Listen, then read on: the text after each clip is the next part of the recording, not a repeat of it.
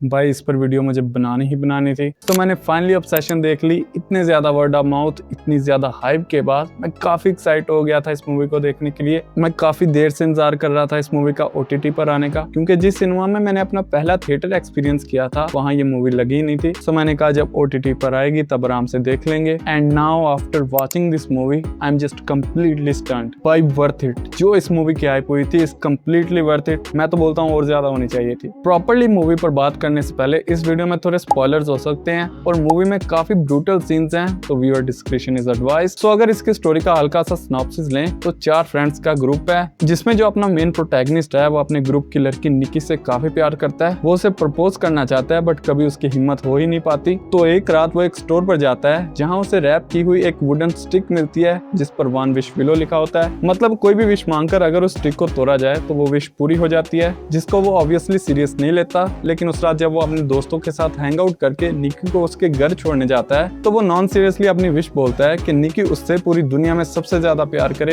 And he breaks the stick and बस हो गया। That girl starts doing weird things and she becomes obsessed with him. और फिर जो केओस होता है वो आप मूवी में ही देखना। अब मैं अगर अपनी बात करूं तो मैं हॉरर जॉनरा का कोई बहुत बड़ा फैन नहीं हूं। मैं हॉरर मूवीज एंजॉय करता हूं, लेकिन ऐसा कोई सीन नहीं है कि अगर कोई हॉरर मूवी आई है तो मुझे देखनी ही देखनी है। पर जो हॉरर थ्रिलर जॉनरा है वो मुझे पसंद है, जिसमें थोड़ी मिस्ट्री होती है, थ्रिल होता है, ब्रूटल सीन्स होते हैं, यानी जिसमें भूत के अलावा सब कुछ हो। और यही मैंने इस मूवी के बारे में सोचा था कि है तो ऑब्सेशन के ऊपर ही, ऐसी मूवीज मैंने पहले भी देखी हुई हैं, तो ये मुझे क्या ही डरा लेगी। बट ब्रो कुछ सीन्स में आई वाज जेन्युइनली स्केयर्ड कि अब आएगी, अब क्या करेगी, अब कहाँ गई। And specially shout out to that actress जिसने निकी का रोल प्ले किया। भाई बंदी ने जो चीखें मारी हैं, जो अपनी एक्टिंग से माहौल को इंटेंस बनाया है, जो स्टिल फेसेस दिए हैं कि अगर एक जगह खड़ी है तो बस खड़ी ही है। It's just so good. Movie में आपको काफी सारे सीन्स मिल जाएंगे जिसमें लड़की का फेस है ही नहीं, वो अंधेरे में खड़ी है या उसका सर नजर नहीं आ रहा, और कुछ सीन्स में तो वो है ही नहीं, बस उसकी आवाज आ रही है, but still it scares you. और इसी वजह से mad respect to his director Curry Barker, जो एक फार्मर यूट्यूबर थे। भाई ने मोटिवेट कर दिया कि मैं अपनी कोई शॉर्ट फिल्म लिखूं और उसे डायरेक्ट करूं। Direction was too good. आपको लगता ही नहीं कि किसी न्यू कमर ने मूवी बनाई है। जो फ्रेमिंग से टेंशन बनाई है, भाई मैं ढूंढ रहा हूँ कि लड़की है किधर फ्रेम में, और फिर मेरी कोने पर नजर पड़ती है जहाँ अंधेरे में वो खड़ी है। ऐसी डार्कनेस में चीजें अलाइन की है कि it was so good. And same goes to movie की राइटिंग, जो बहुत बढ़िया लगी मुझे। अगर आपने मूवी देखी है तो आपको पता होगा जहाँ होम पार्टी में निकी खड़े होकर अपनी वो डार्क पोएम्स ही बोलती है, एंड देन अचानक से असली निकी का बाहर आ जाना, it gives you that tension, that care for the character कि वो ये सब नहीं कर रही, उसकी बॉडी में एक और एंटिटी है जो ये सब उससे करवा रही है। भाई मुझे काफी मजा आया। 1 घंटा 50 मिनट तकरीबन इसका रन टाइम है, एंड भाई मुझे पता ही नहीं चला।